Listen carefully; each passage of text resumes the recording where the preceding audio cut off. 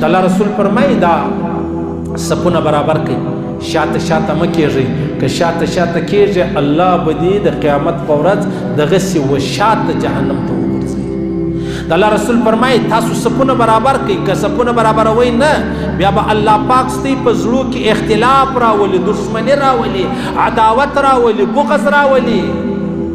صحیح سره کله کله دا 2 روپۍ چې لري او ښایسته موټر یو هغه د دروغو توپک والا چې ورسره دا چې په سب کې ودرېږي دا دورې دورې نه کېږي، خلک دې راشي دا ځای دې پوره کړي، خلک دې راشي تاسو ته نه یې په خبر. پیغمبر علیه السلام فرمایي د الله په دربار کې تر ټولو افضل ترین قدمونه د ثوابو هغه دي چې یو سب خالي دی ته ورسې هغه سب چې دی هغه ډک کړي، ته وینې هغه سب خالي معلومیږي، ورسه هغه سب ډکه دغه د سب په مابین کې ته روان یې د یوه سبه د بله سبه څو قدمونه دي. د الله رسول فرمایي افضل ترین بهترین د ثوابه ډک ثوابونه چې دي هغه دا دي. څومره عجبه خبره ده.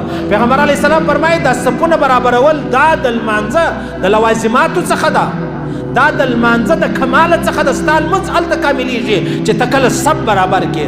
اوس یو سړی چې دی هغه 2 کسان په سب کې مانده دي، 3 مانده دي، د شاته سب جوړ کړي، بل یې شاته جوړ کړي. ولې جوړوې؟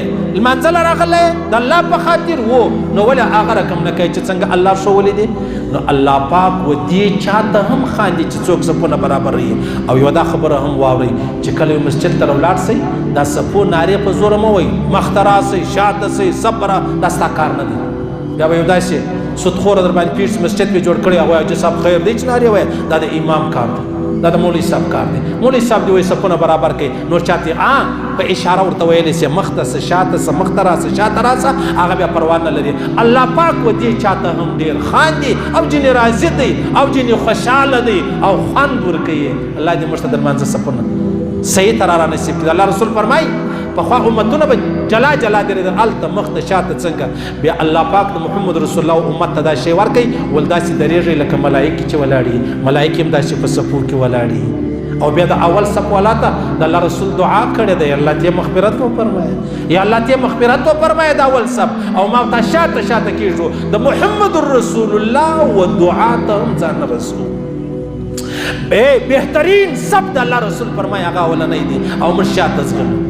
عجبه مې ژوند تباه سلو، عجبه مې ژوند و بله خواته ولاړی، ژوند زموږ تباه و برباد سو.